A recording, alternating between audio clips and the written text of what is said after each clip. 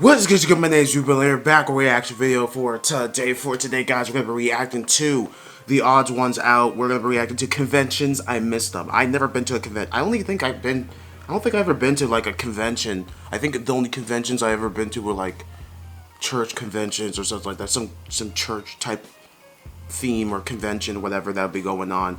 But, yeah, sorry, that was just freaking weird. But let's get right into this video. Smash that like button.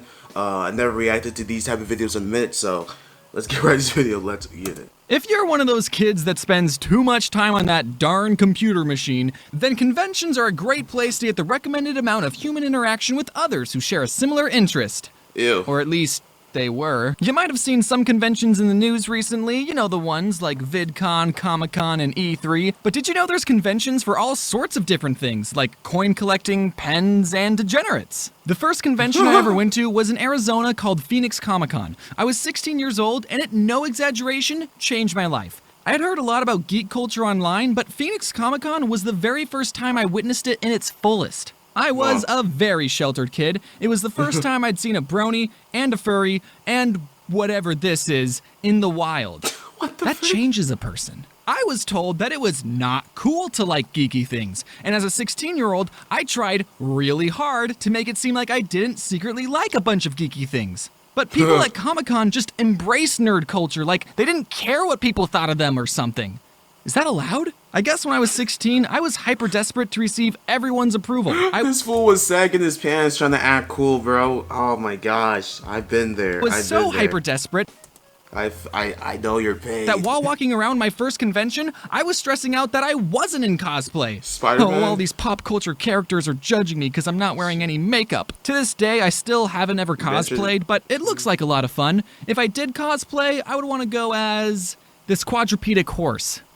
What? Also Spark from Pokemon Go. I went to one panel called How to Make Steampunk Weapons, but instead of teaching us how to weld real-life weapons powered by steam, the people on the panel taught us how to paint Nerf guns to make them look like they were powered by steam. And that was, no exaggeration, the most disappointing panel I've ever been to. There was also a panel for bronies, but I was too chicken to go. Did I mention that my grandfather, who I'm named after, got drafted into World War II when he was 18? He fought in a war so I could go to a comic convention and be too nervous to talk to bronies.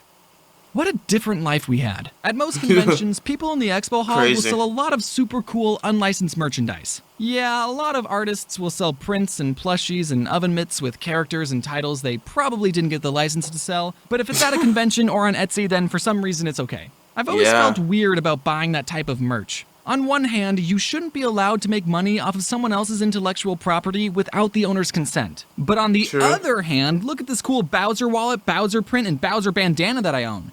And this body pillow. It's a moral gray area because the people buying this type of merch are the hardcore fans. They know of the property these characters came from. They probably already own licensed merch of the character. The artist isn't claiming to have created the character either. It's a mutual understanding between buyer and seller that we both think Bowser is cool and we just want to buy as much merch as possible. You kind of have to take it on a case-by-case basis, but let me just say this to get it out there. You're not allowed to sell bootleg TheOdd1sOut merch. Phoenix Comic-Con actually had to change the name of their convention to Phoenix Fan Fusion because the people at the San Diego Comic-Con didn't like that Phoenix was stealing their name, so these conventions that don't care about stealing other people's copyright are forcing others to respect their copyright. Interesting. As some of you may know, since 2012, I have become a little more successful, and in 2019, I got invited to be a guest at Phoenix Fan Fusion, which is my home convention. The really crazy part is the convention put me in the celebrity line, like next to the people where you have to pay for photos and autographs. Wow. I didn't charge my fans for anything, so that made my line appear a lot longer than others. And my line was, no exaggeration, right next to Jeff Goldblum's line. I was gonna make eye contact with Jeff Goldblum! Jeff showed up for a couple hours on Saturday, and when he came out from backstage, everyone in his line and my line started wooing and clapping, and even I was like, and then Jeff took a look at my line, then looked at me, and then gave me a nod of approval, saying, "Not bad, kid." He didn't say it out loud, but I could tell he said it with that's his eyes. He also said that I looked kind of cute, so oh, thanks, Jeff. The first time I went to VidCon, that also, no exaggeration, changed my life. VidCon was Again, his ass. It was the first VidCon time. is not a no. Every time I every time I hear about VidCon, I hear that it is not a good place. Like, oh my god, do you remember the recent VidCons that have been happening lately? Like, oh my, and the way they be treating other YouTubers, bro. I don't know, man. I don't know about VidCon, bro. I met all these YouTubers that I've been watching for years, and okay, I'll admit, at first I was kind of fanboy-y, but I've gotten completely desensitized meeting other YouTubers and feel no joy anymore. When I meet another YouTuber, I say, oh, you make videos in your bedroom? Me too. People know that you're a bedwetter too, right? No? That's just me then? If you've ever given me something at a convention, then you'll be happy to know that I've kept everything I've ever been given. Unless you're the guy that gave me a plastic baggie full of water and other junk and called it a homemade snow globe. I used to collect snow globes, so it was a nice sentiment, but I didn't want to take it home with me and have it inevitably break and get all the important fan art wet. So I chucked it. And as I'm telling you this, there's some poor kid out there going, hey, he's talking about my snow globe. He threw it away? And now I feel bad, so...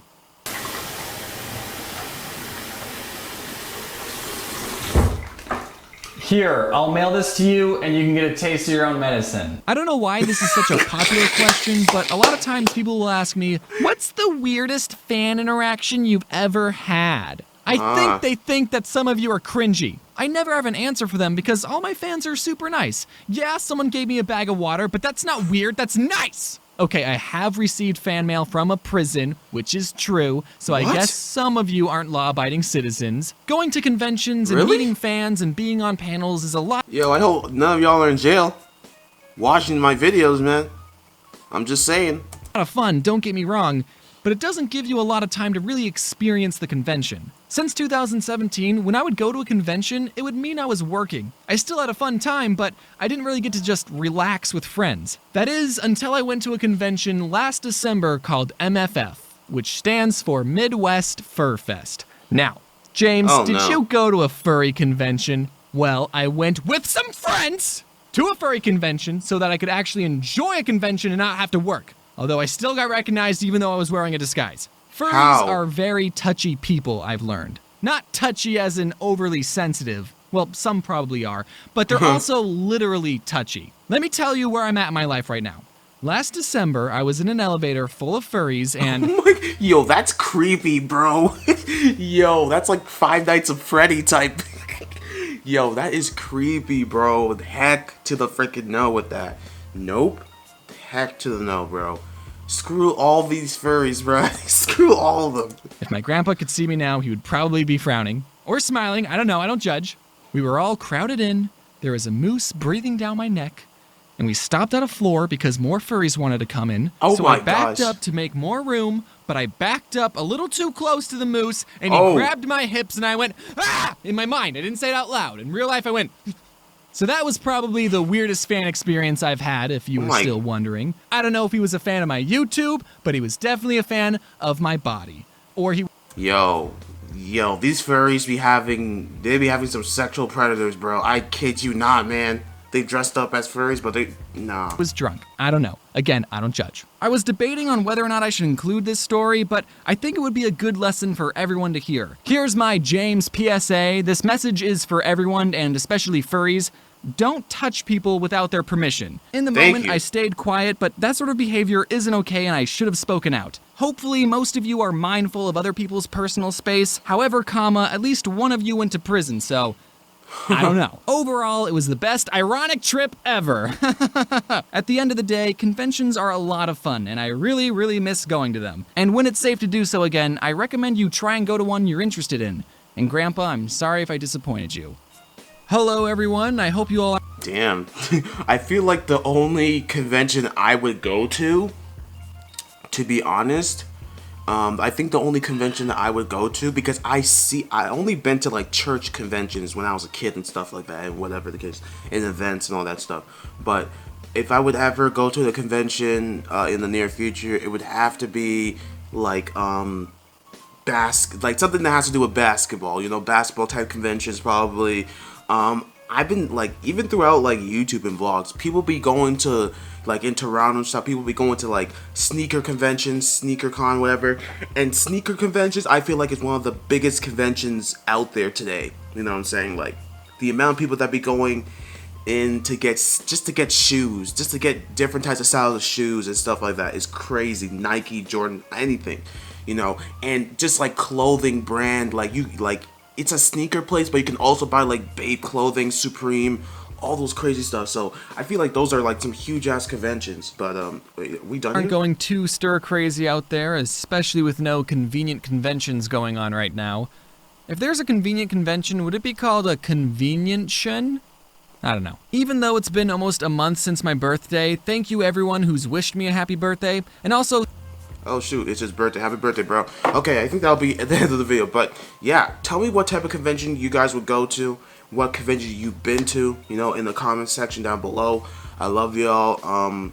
Glad to be making a reaction to his videos, man. Never reacted in a minute, you know what I'm saying? So yeah, I'll catch you guys in the next video. Subscribe to the channel if you guys are new with post notifications on. Let's see if we can aim for 80 likes on this video. And yeah, love y'all. Peace.